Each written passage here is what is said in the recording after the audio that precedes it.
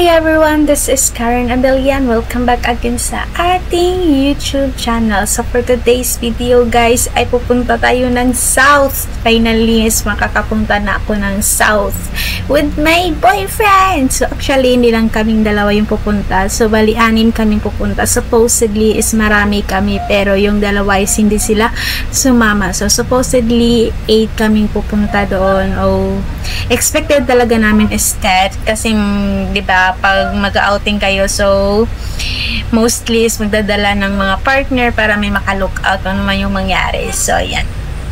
So pero hindi sila sumama kasi yung isa is meron siyang personal appointment, at yung isa naman is for personal reason din. So ayan. So kami lang, bali yung group naman sa research is 6 kami. Tapos, yung dalawa hindi sila sumama. So, bali, 4 na lang kaming pumunta doon. And together with our boyfriends. Hey! So, bali, yung nakakasama namin ngayon is yung isa is boyfriend. Boyfriend din yan. Tapos yung boyfriend ko. Dalawa yung nasama na hindi kasama sa aming research. So, this outing is para siyang celebration ng aming research na defended last May. So, ayan, pagkatapos ng aming research, kasi hindi kagawad kami nakakapag-outing o di kaya nakapag-gathering kasi marami din kaming mga personal na dapat naming tapusin.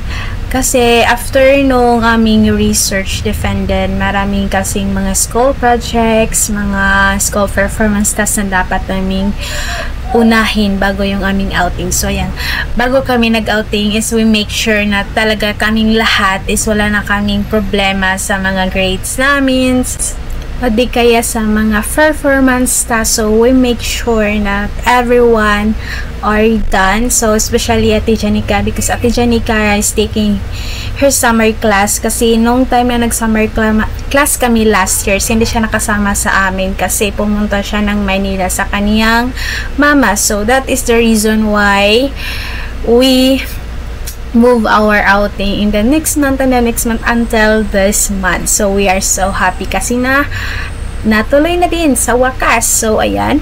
So the struggles, the happiness, yung mga kung ano yung mga aming mga ano pang tawag doon, yung aming pinagagawa sa aming research, you will found it in our previous video. So makikita nyo talaga doon kung ano yung mga realidad sa pagkagawa ng thesis. So, yan. I-watch nyo na lang yung video na yun and then may matutunan din kayo doon kasi maraming din kasi ako nilalagay na mga what do you call this one? Yung mga tricks kung paano kayo makakanap ng mga related review of literature. So, yun lang. So, this time is pumunta nga pala kami dito sa may South, in which specifically sa Mualbual. So, first stop namin is doon sa Mualbual, in which Ate Janica na bahay.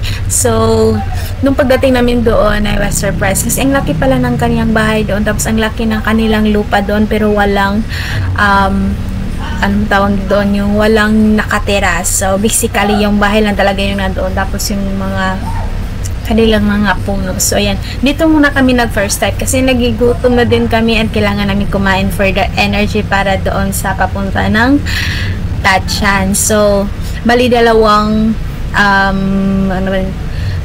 lungsod yung aming pupuntahan ngayon, yung Mualbual and second is the Badyan. So itong Mualbual, Ate Janica's residence, and doon sa Badyan is Miss Michelle's residence. So, Ate Janica is our leader, so siya talaga yung aming hinihintay, for God's sake.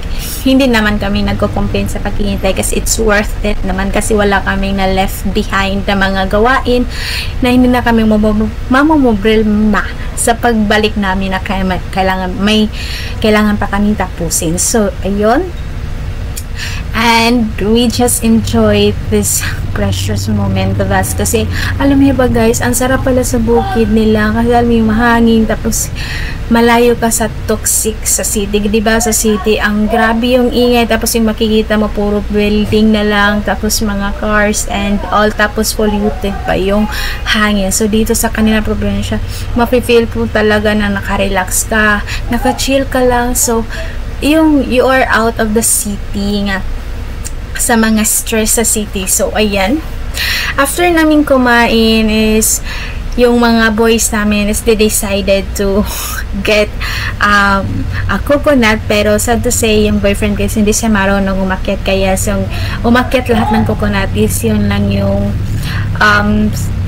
Michelle's boyfriend at Ate Janica's boyfriend. So, ayan. As you can see sa makikita nyo, grabe yung kanilang bahay, super ganda. Pero sayang lang kasi walang nakatira. But it's still okay kasi pag gusto nila umuwi or pumunta sa probinsya is meron pa din silang matutuluyan. And kailangan lang nila yung linisin. So yun lang yung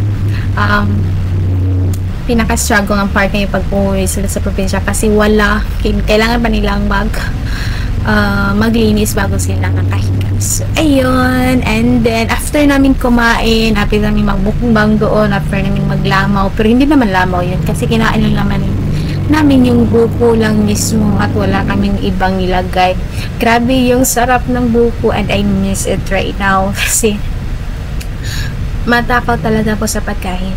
So, ayun. So, after namin lahat-lahat is we decided na mag-travel papuntang Banshan and nag-meeting lang kami dyan kung sino yung sasakay ng motor, kung saan kami bababa, kung saan kami sasakay ulit. Kasi hindi talaga siya kayang iwan ride lang kasi wala kaming sasakyan. So, basically is nakakommute lang kami. So, yung fare pala namin is medyo malaki-laki. Ang pinakamalaking gastos namin is yung talaga yung transportation fee namin. Kasi yung aming pagkain is lang siya, very lang siya talaga. Kasi doon mo makokontrol sa pagkain mo yung pagbabudget. Pero yung sa pamasahe, hindi mo siya makokontrol, lalong-lalo na first time kang pumunta doon. So, basically, yung nagastos namin, kaming dalawa ng boyfriend ko, on lahat-lahat na to is 990. So, 10 pesos na lang talaga siya para magiging 1,000 pesos. Dalawa na kami noon, tapos naging parang 1, 2, 3, 4 5, 6, 7, mga 8 na stop kami nung kasi putol-putol kasi yung aming pagta-travel kasi nag-stop pa kami sa Malboal, tapos babalik ulit papuntang Banshan, tapos babalik ulit yung mga ganon. So that is the reason why kung bakit medyo malaki yung aming pamasahe. Pero pag one way lang, direct flight lang kayo, is hindi naman aabot ng ganun kalaki. So mga basically nasa 500 pesos na talaga, back and forth na yun. Kasi yung pamasahe ng aming sinakyan, yung sa Librando, it's only cost, yung sa regular, hindi yung aircon, is 120 each. Tapos yung pabalik naman namin is yung aircon is 160 pesos each. So yun, that is the reason why na pag pupunta kayo ng south, make sure na one way lang talaga, direct flight kayo para hindi kayo masyadong malaki yung inyong pamasahe. So, ayan. So, gabi na pala kami na pumunta doon. Or siyang the whole day ng Saturday is nag-travel lang talaga kami. Tapos yung paggabi is doon na kami natulog sa mismong Lambog Beach.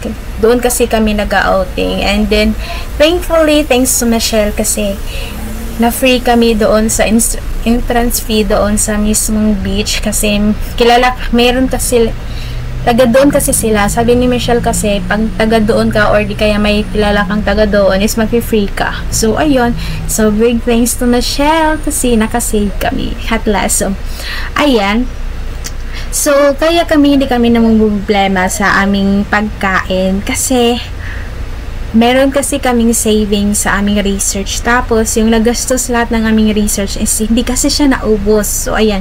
The main reason is yung sobra ng aming research. Yun yung aming ginagamit sa pag-travel ngayon. So, ibig sabihin is magkahiwalay yung aming pamasahe saka yung aming pagkain. Yung pagkain is yun yung ginagamit namin sa research namin para hindi naman kami magutom doon at may makakain pa rin kami. So, yung pamasahe is personal na namin yung gastos. So, ayun lang, and please enjoy the view guys. Ang ganda!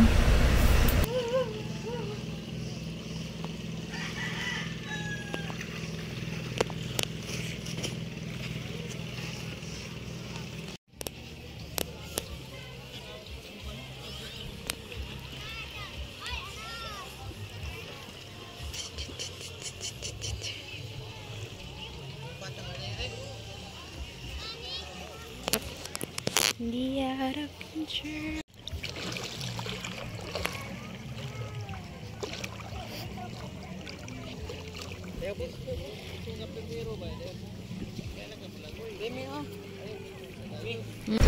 So, ayan, sa makikita niya, diba? Super ganda niya at gusto kong bumalik doon in the future. So, ayan.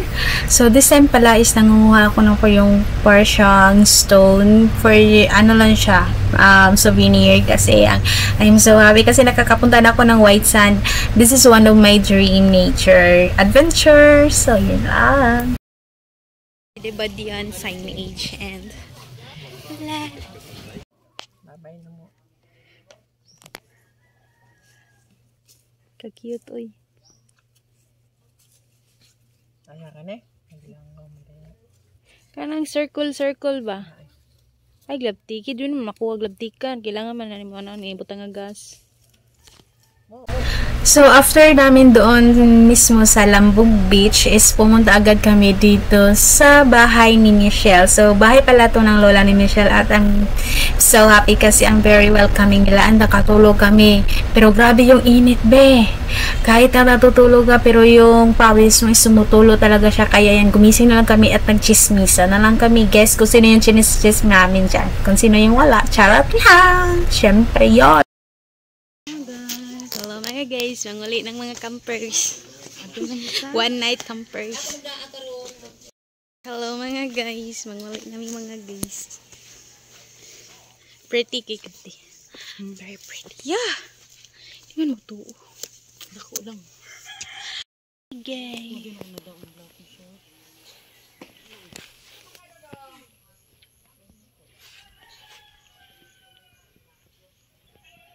Hello mga guys, din naman naman sa kasi.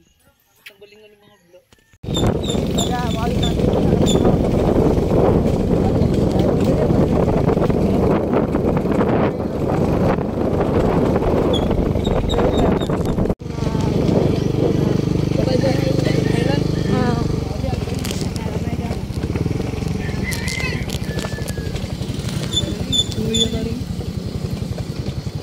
Oh my god. Asa? Di ko guys, wag ko eh. Mahadlo ko mo eh. Kano na, malagpot pag ako sa ninyo.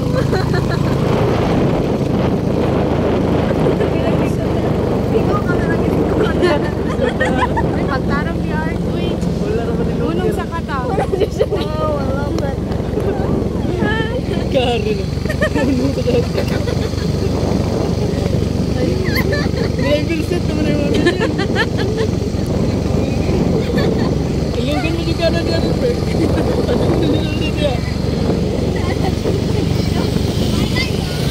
No, okay mo na.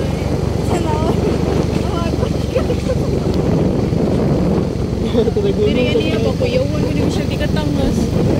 Diri nito, hindi naman ang mao. Diri to eh. Ang diyan gini ha? Dili ni mao, tikas to. Badong diri ba?